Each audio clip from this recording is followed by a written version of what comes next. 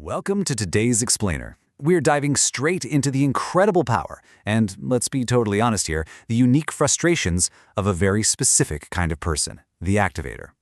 Now, if you know anything about strengths-based psychology, you know that the activator is the spark, right? They're the ones who turn ideas into immediate action. They're the person on your team who literally throws away the IKEA instruction manual because, well, building it blind just feels faster than reading. They're the ones itching to hit send on that email campaign while everyone else is still sitting around debating the punctuation in the subject line. But what actually happens when that relentless spark gets trapped in a room full of endless planning? Well, let's get into it. If you are an activator yourself, I bet your internal monologue during pretty much every single status meeting is screaming, "Can we please stop talking and just do something?" You're sitting there practically burning with the frustration of slow-moving processes. You're wondering why everyone else suddenly needs another week to deliberate when the obvious answer is just to start. For an activator, waiting isn't just annoying, it actually feels physically counterproductive. It feels like you're wasting the absolute one resource you can never ever get back, which is time. So how do we harness this immense energy without losing our minds?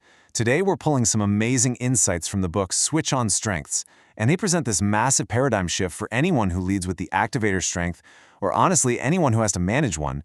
It totally reframes how we look at team building. We're shifting away from just gathering a bunch of talent to actively balancing out that raw momentum. Okay, we need to shatter the biggest myth out there right now. The completely natural instinct for an activator is to surround themselves with clones, other people who just want to smash the gas pedal. And it sounds great in theory, maximum speed, right? But think about it for a second. A car with only a gas pedal and absolutely no steering wheel or brakes, that car isn't going to win a race. It's just going to crash spectacularly into the very first wall it finds.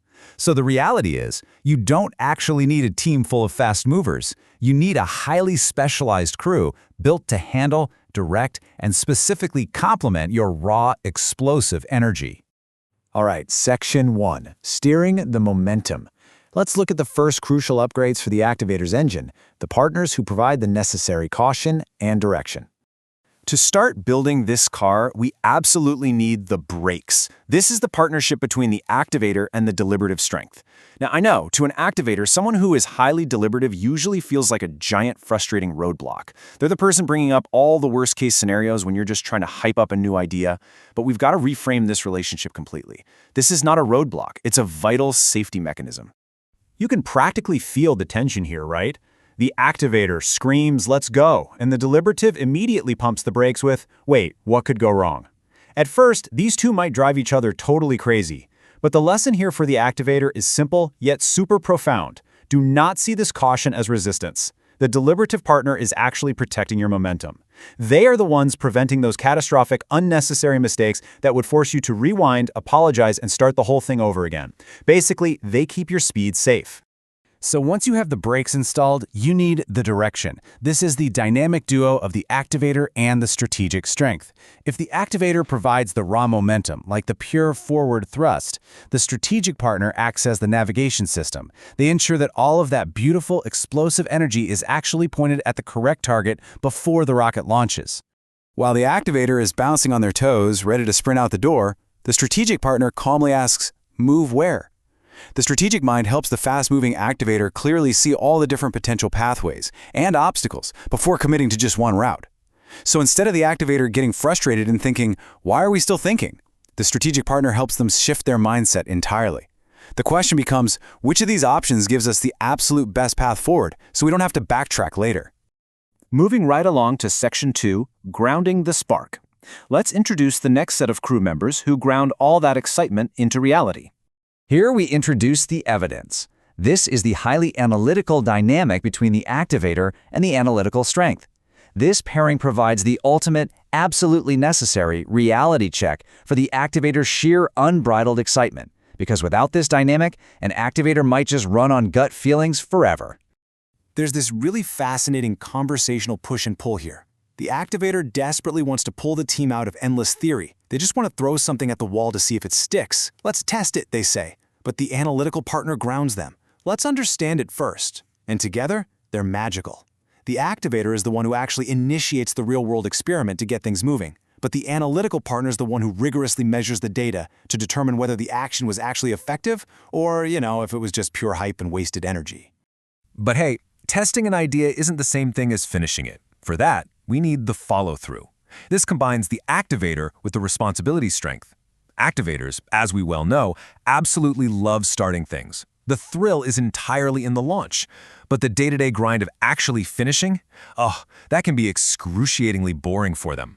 And that's exactly why this is one of the most valuable combinations out there for turning a fleeting, brilliant spark into a lasting, sustainable flame. The activator generates the initial spark, boldly launching the initiative into the world, getting everyone totally excited and on board. But the person with the responsibility strength looks at that spark and says, okay, but who is going to make sure we actually deliver on what we just promised?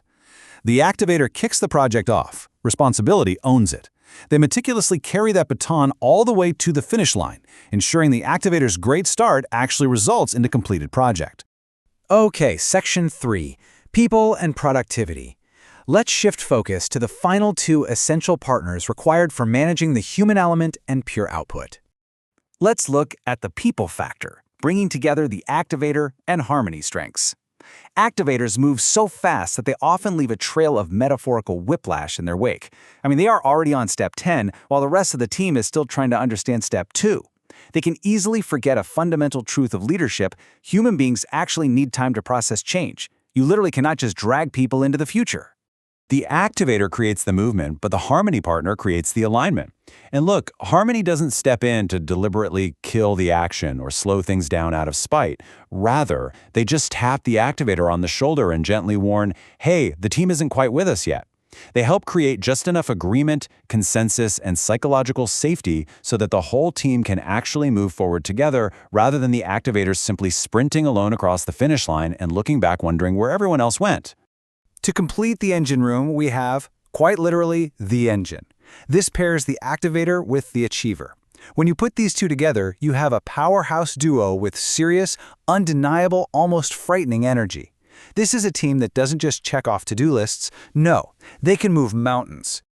The synergy here is just incredible. The activator says, let's start, and the achiever immediately echoes, let's get it done. It's an incredibly productive, high-octane partnership. But there is a massive warning light flashing on the dashboard of this particular vehicle. Productivity isn't simply about doing more forever. Too much relentless, unrestrained action without any planned recovery leads straight to a brick wall of burnout. These two desperately need to remind each other to actually stop, breathe, and rest. Finally, Section 4, the Activator Dream Team. Let's bring all these specialized roles together and see the ultimate sequence in action. Let's walk through this exact, perfect sequence. The activator provides the initial, powerful push. They start it all.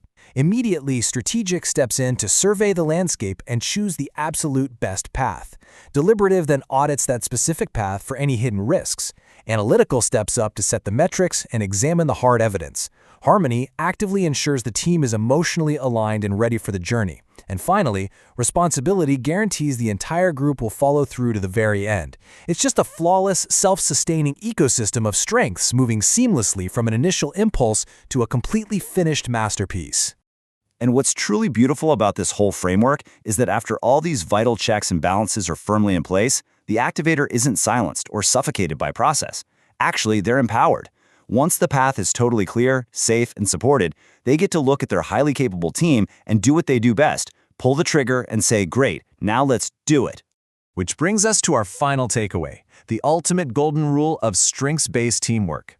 If you are an activator, you have to resist the urge to just find other fast movers. Don't build a team that simply matches your speed. Build a team that makes your speed effective. So ask yourself today, is your team right now merely fast, or are they actually effective?